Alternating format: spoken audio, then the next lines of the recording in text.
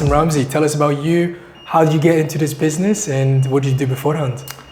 Well, I've been working for the council, Waltham Forest Council, which is in London, for like 20 years. I was a manager, managing about 60 staff underneath me, and I needed to change. I think it was the reason why I got into this business is it was getting a bit. It's buying time.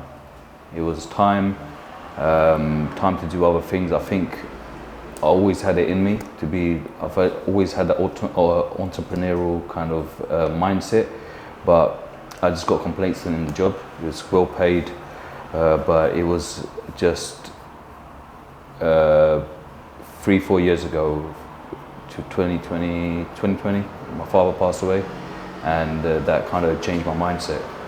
I needed more time, look after the house I've got, and all my properties, all my issues and problems, main problems when Dad passed away seemed to be around property, here and abroad, here in Pakistan.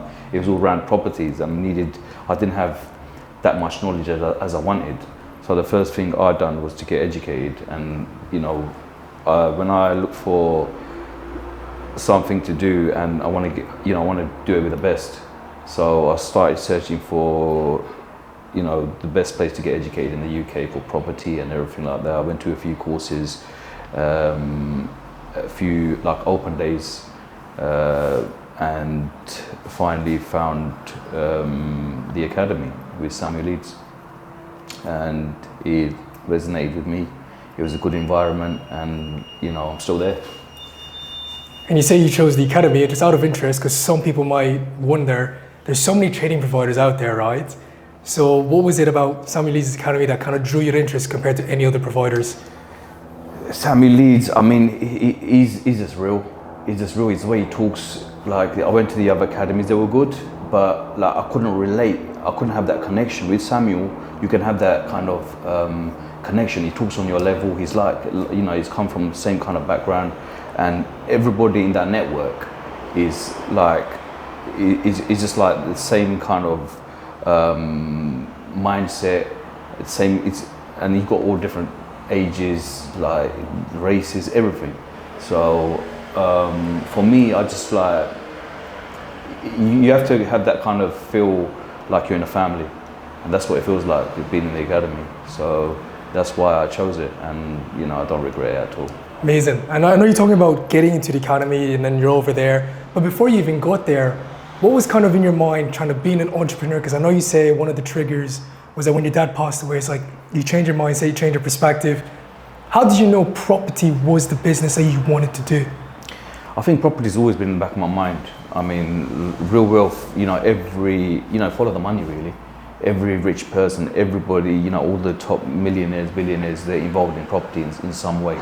So to get a foot in the door of any kind of strategy was the way forward. And like I said, my problems when Dad passed away, I realised, got properties there, got properties in Pakistan.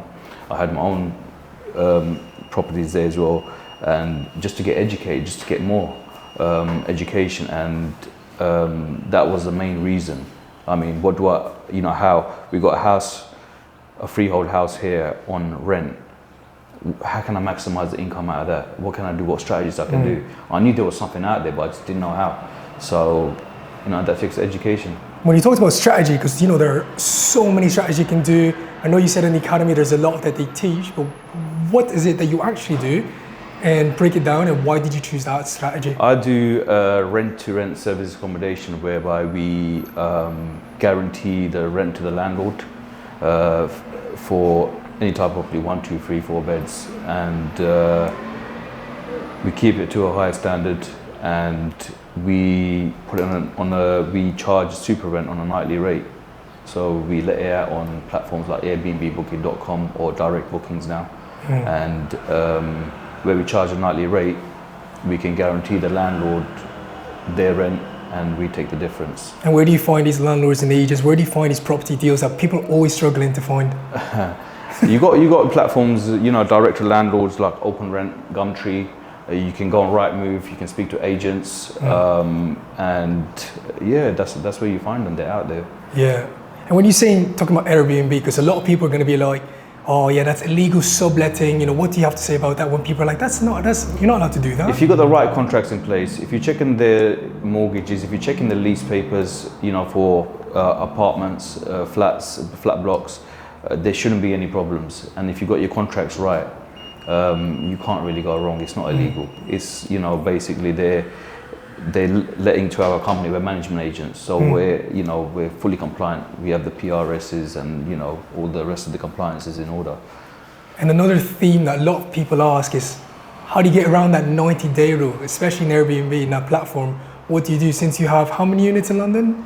We have touching nearly 30 units now. And, okay. Yeah. So in any of those properties, how do you actually get around so that 90-day I started rule? my personal journey, you know, everybody was about the 90-day rule, and, you know, that was a big question, 90-day rule in London. But if you look in London, there's thousands of Airbnbs. I mean, how are they getting away with it? You know, but, so I started outside of London. I just started just outside the M25, and that's where I started in Essex. And then I come into London once I started getting long-term bookings. So when you get these long-term bookings, you know, it doesn't fall into the, you know, 90-day rule anyway. So if you've got a 6 months booking, 3 months booking, it doesn't fall into the 90-day rule. So we aim for the long-term bookings anyway. But even if it wasn't for that, you can operate 90 days and you can let it out on a traditional long let for the rest of the year, and you still be making money, you still be making profits. We're talking about getting those long-term bookings.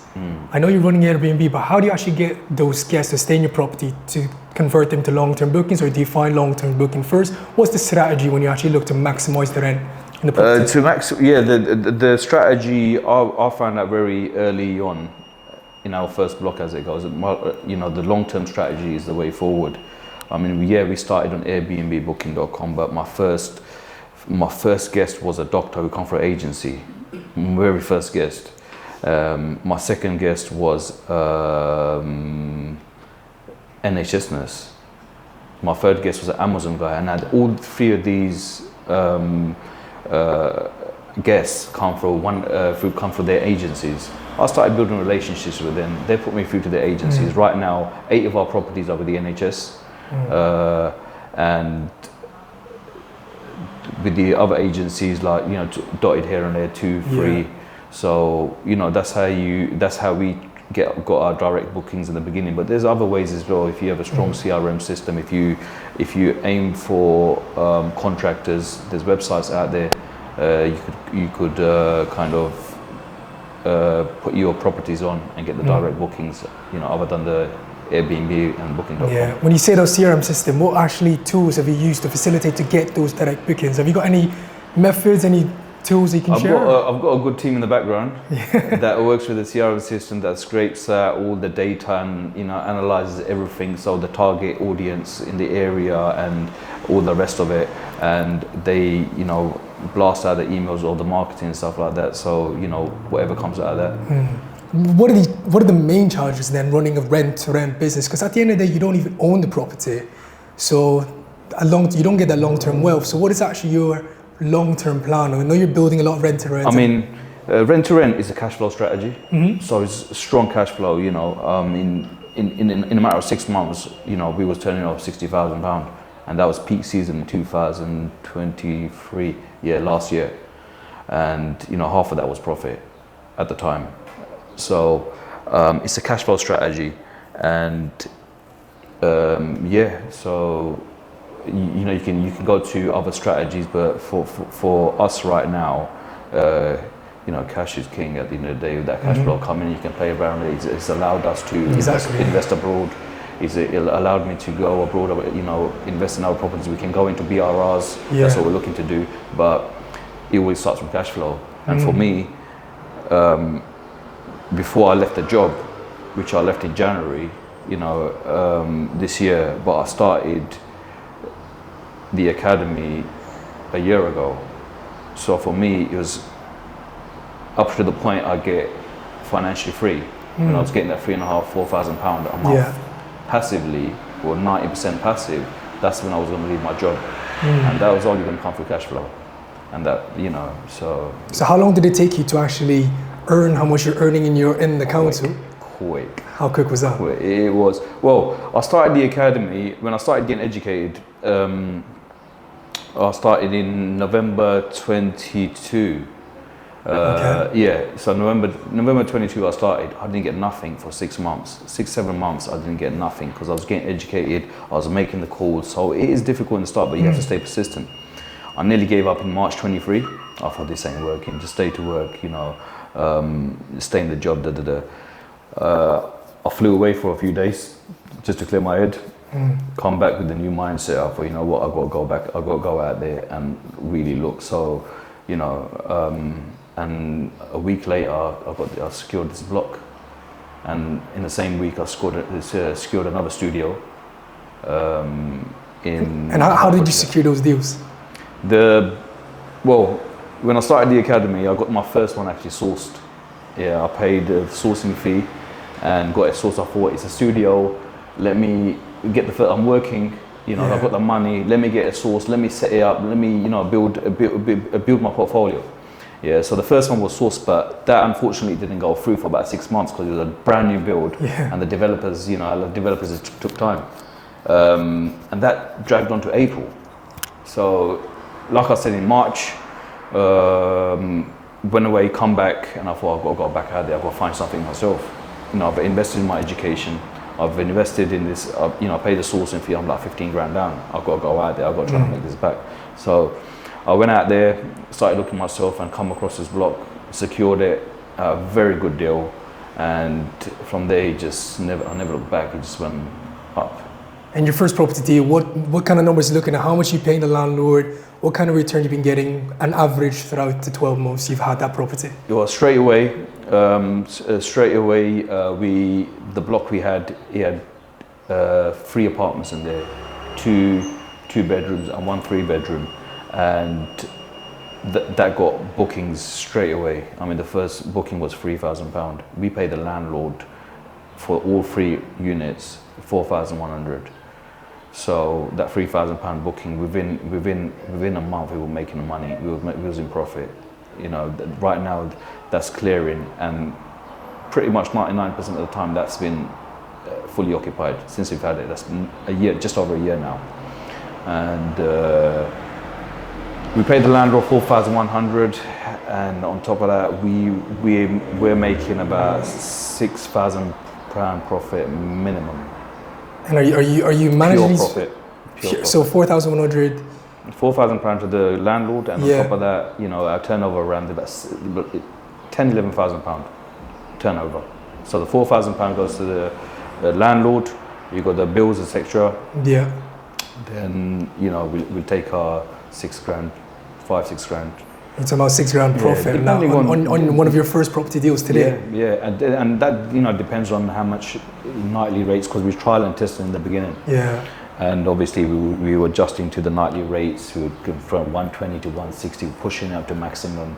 But right now, I haven't seen that property. I haven't been there for the last 4 months because it's on long-term bookings. So we've changed the strategy a little bit. We've got the long-term bookings at a slightly less rate, but it's a lot more hands-off. But what that does, what the long-term bookings does is it cuts out the OTAs, which is Airbnb booking on all the platforms. It cuts out the cleaning most of the time, because a lot of bills are going towards the cleaning now. Like, it's when they request it, so we don't mind paying for that. But you know, it's a lot better. It's a better strategy. So that's one of your best performing properties even to date. What about one of the ones that don't perform the best? One of the worst ones? How are you currently managing that? And what are you currently doing, or what are you planning to do with them? Worst ones, worst one we have, it's not too bad. The worst one's not too bad either, man. Even that's fully booked. We're in London, man. It's like, you know, there's always going to be demand. So as long as you do your numbers right and you do due diligence correctly, you can't really go around. You're narrowing the risk. Yeah. So like our worst one, what can I say? We're making £1,000 profit. Yeah, £1,200 profit, £1,200 profit on the worst one. That's amazing. That's very good. And that's profit. Yeah, that's after the bills and everything, and that is on the platform. That's the worst one, £1,200. And that's the worst one. Yeah, so because you know there's a lot of operators out there, a lot of new people get into the industry, rent and Airbnb, and you can see them online on social media. Like, they're not getting any bookings, they're getting below 50%. You know, what are you doing wrong and what are you doing right? Yeah, that's the way it comes down. It comes to a bit of, bit of education and do your numbers and your due diligence properly. We spend time on it. Before I take on a property, I just don't take it on just top of my head. I'll do the numbers. I'll research the area. I'll check the demand. So already I know there's demand. By the time I take that property, I'm confident that it's going to work.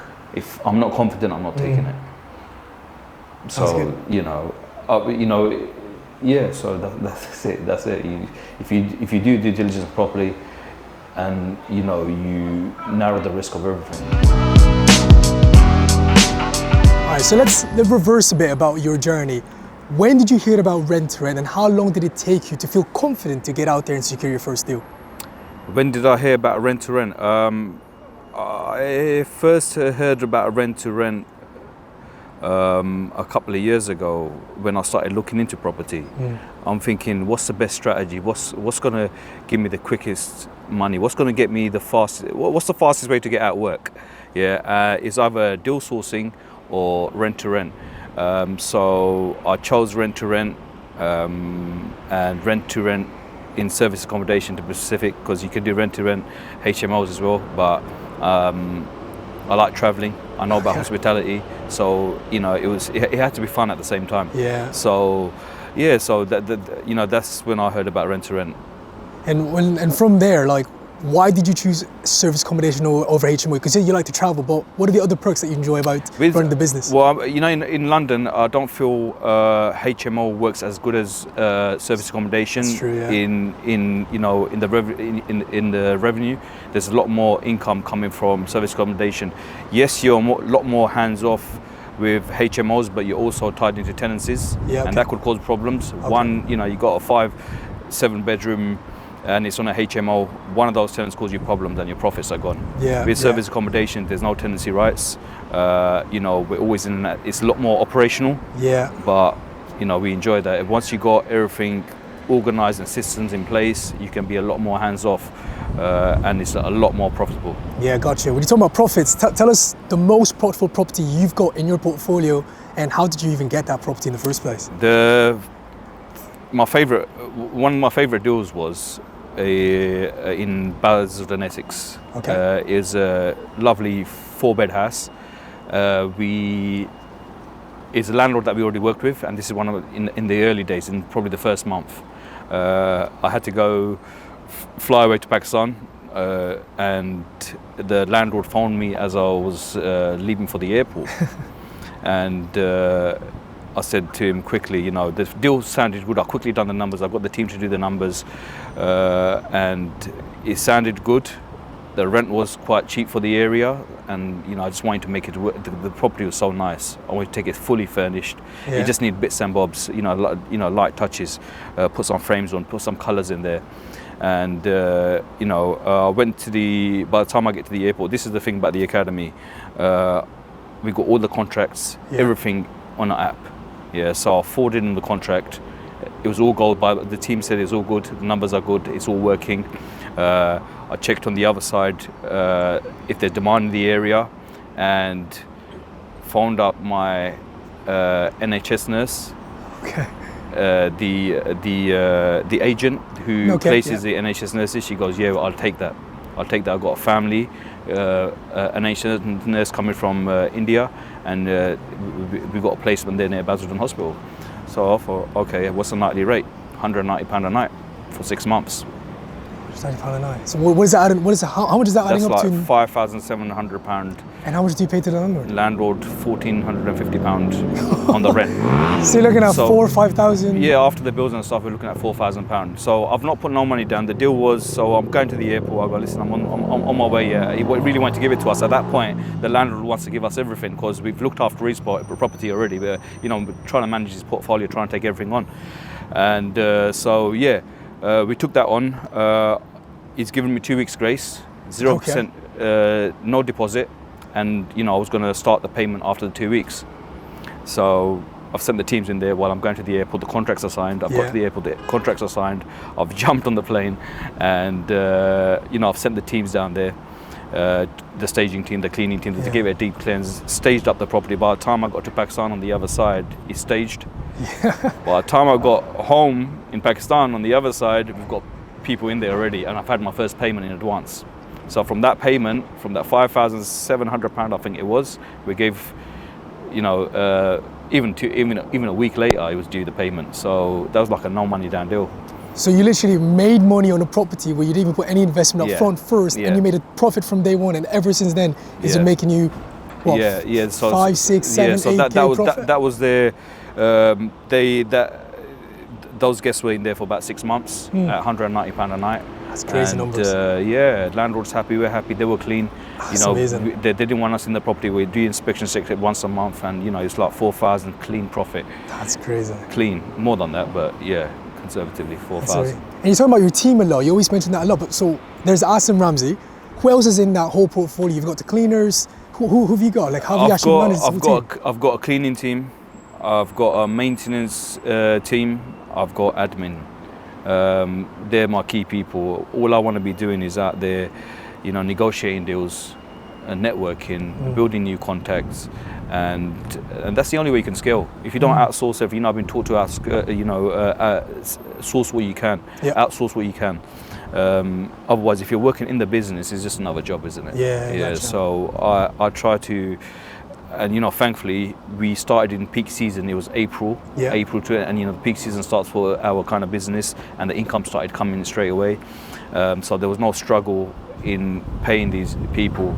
Yes, in the beginning, we did get new cleaning teams in, but I wasn't happy with none of them. Sacked them all, so I built my own company. So you're talking about like building the teams. Are these people employed, or are they self-employed, or subcontracted? How did you actually? What's the current structure? They are subcontracted, and when I needed my admin, she's on a wage, so she does all the back end stuff. I got my cleaning team as and when they're subcontracted, and my maintenance guy same. Oh, amazing. So now you're 18 months to the business. You've scaled to, what, 30 properties? And then you touched on that, you said that you're even investing in Dubai and Pakistan. What are your plans over there? Similar, so the same strategy. Just the same strategy. In Dubai, actually, we've bought an apartment. You bought it, like? We bought it cash. So you know, we've got that much cash flow now. We need to invest and, you know, making some, you know, generational wealth now. How much money do you think you need to buy properties in Dubai? Because that's something everyone's going to ask. How much do you actually need to invest in Dubai? Well, it depends. Dubai, you can start, like we bought, ours was around about £250,000 for a 2-bed, and it's off plan. I mean, Dubai is progressing, it's going fast. You buy a property now, in certain places, next year it's going to double in value. And affordability-wise, you can pick up off-plan properties from 100,000, properties going up to 10, 15 million. It's unlimited down there. So, you know, our budget was around about 250,000. That's what we went for. It's off plan. It'll be completed in 2026. But what that done was, it wasn't only me that bought it. I've got other partners and other friends that bought it as well. So there's, in that same area, we have a total of 6 apartments now, and we manage them as Airbnb. Yeah, amazing. So how about the investment portfolio in Pakistan? Because you've also mentioned you've been there, you flew there while you got deals in the UK. What's the long-term plan in Pakistan? Same thing. Same thing in Pakistan. What happened in Pakistan was slightly different. I had no intentions of investing there, but we had money there when Dad passed away, so it was inheritance. He had like £60,000 sitting in the bank account, so I bought 2 apartments there off plan. It's a lot harder to kind of find the right network in Pakistan. So, but once that was a hard work. Yeah. But once I found the right people, I invested there. We got 2 off-plan apartments there as well. They've doubled in value. Yeah. They should be complete any day soon, and we'll be doing Airbnb there as well. Jeez, that's crazy. Yeah, so you talk about working with people that you like and trust. How do you actually see traits of people that can help you grow your business rather than you having a second job managing these people? What kind of characteristics do you look for when you look to do JVs, when you do deals together? What do you look for? I think you just got to find people with a similar mindset and see their see their personality, see their lifestyle, see what they're doing, see their, if I'm working with a developer in Pakistan, I've seen their portfolio, I've seen their reviews, and I've seen their feedback, I've seen their quality of work. So it's really doing the due diligence on the person, and if you can get on, and that's the key. Yeah, absolutely. All right, so obviously let's keep it very simple. If anybody's wanting to get to rent from Pakistan, Dubai, or the UK, what is one simple advice you'd give them if they were just to start out? Education first. Put yourself in the right rooms with the right people. Put yourself in the rooms where you want to be. And but education first.